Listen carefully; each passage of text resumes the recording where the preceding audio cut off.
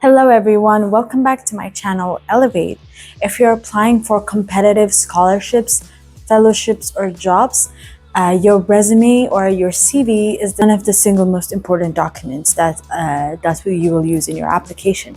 But if your CV is boring, listing all your old job duties, you're missing the entire point. So we're gonna change that today.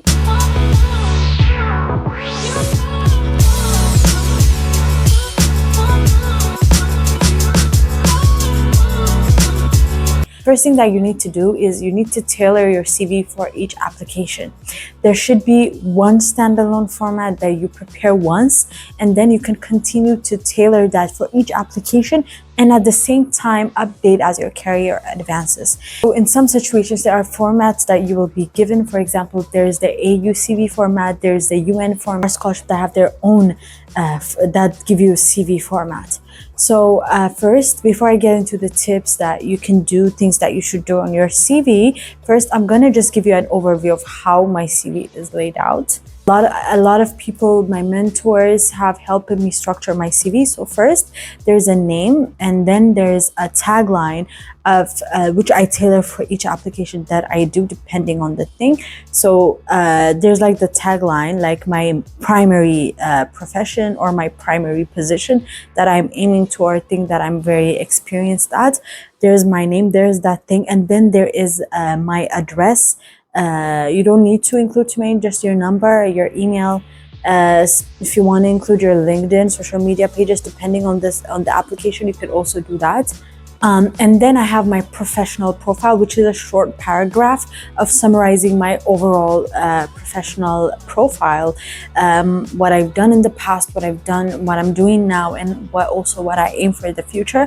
It gives you a snapshot of who El-levate is, who I am as a professional. The general things, but yeah, I guess you know what I mean. So after that, there's core competencies, which are 5 or 6 skills that you will put, which are very connected to your overall CV, which are skills that you want to be known for, skills that you can demonstrate in the subsequent professional experience section. So what comes after core competencies is professional experience, which will list out everywhere that you've worked.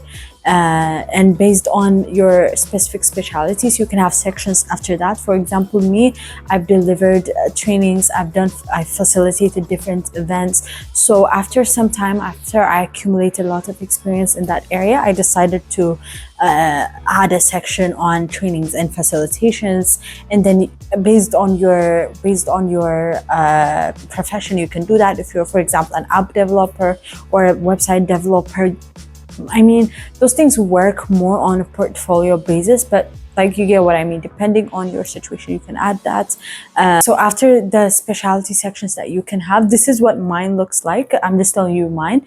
And then you could have your professional qualifications, your degrees, your diplomas, all of that. And then I have a section on training and mentorships, and then a section on research, a section on voluntary experience and awards and achievements.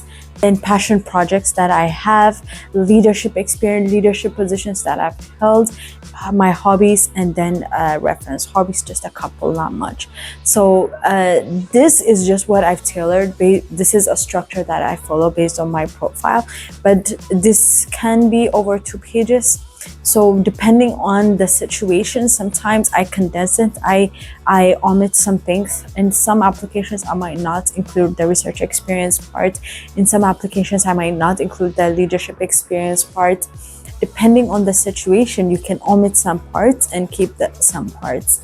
And then I cannot stress the importance of having mentors, because for me, I've sent my CV to people, even when I'm not applying to anything, or just generally as a preparatory exercise before I got the scholarships, and even for job applications as well, which I was also successful in securing excellent jobs. So you can have a format that you can tailor, that you can shorten or keep in a long form as needed.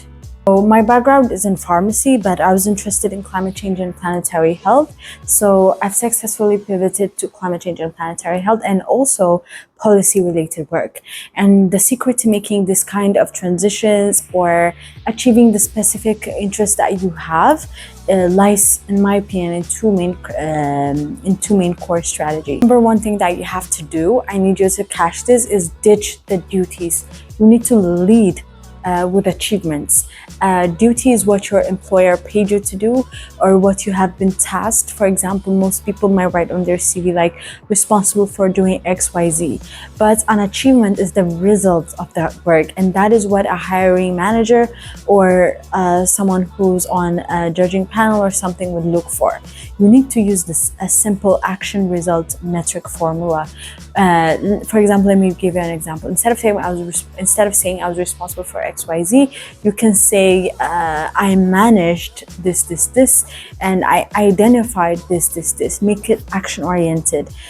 Don't say I was responsible for da da da, but then you can say I identified this gap, and I informed this, and then the project secured this much funding. This was prevented. That type of thing, depending on your specific situation. You might be an early career professional, just like I was. When I found out about like this type of frameworks, it was difficult because maybe you're in your early career and you haven't done much, and it's hard for you to quantify because maybe it's a year or two after you graduated. But you need to really work hard and really give it a lot of thought, and even go back to maybe your college volunteering days, or what you have done really, and what you have in your hand, and make the most of that. Just present yourself as someone that's worthy of getting those achievements, but don't stretch it above the limit and say things that are unrealistic. But based on how long you've been on that specific role, specify things that you have done, even though it's small. Just say it in a way that will make you look good. It's a big difference when you use it in an action-oriented way. You must quantify every single bullet point that you can. So if I haven't mentioned, your professional experience list needs to be in bullet points, and it needs to be action-oriented. And you need to quantify every single bullet point that you can, and this shows impact, not just effort. So secret number two, or strategy number two, is the power of transferable skills. This is especially critical if you're switching fields or if you're transitioning to something, and your technical skills might change, but your soft skills are your true gold. These are the skills that move with you, such as strategic troubleshooting, cross-cultural collaboration, and high-level leadership, whether it's in volunteering positions or formal job settings. You need to dedicate a clear section to these skills. That's why it's right after, in my CV, it's right after my professional profile. And then use this achievement bullets points to prove them. And for instance, for example, in my CV, there's my professional profile, there's my core competencies, and then next to that core competencies, you can find the different professional experiences that I've had and things that I've done, and I've listed them in an action-oriented way that directly connects to the core competencies that I listed. So to wrap up, you need a clean design, maximum 2 pages for most applications, and always tailor your professional profiles summary at the top of your specific job that you're applying for. Right after your name, there's that thing, and then there's what you're applying for, and then there's your profile, professional profile. So you need to master your professional story, and you will master the interview. So you need to lead with this kind of well-organized and impressive CV. So I just want to say, like most applications, CV is not everything, but it's a big thing. Like your CV is what will make you stand out, and make sure you use that opportunity to get you invited to interviews when it comes to jobs. And when it comes to applications, there's your CV, there's your test results, and then there's your essay. So next week, we'll just talk about a general thing about essays, what you need to do and how you need to address prompts. So make sure you hit like and subscribe for more career strategy content, and have a great week. Bye.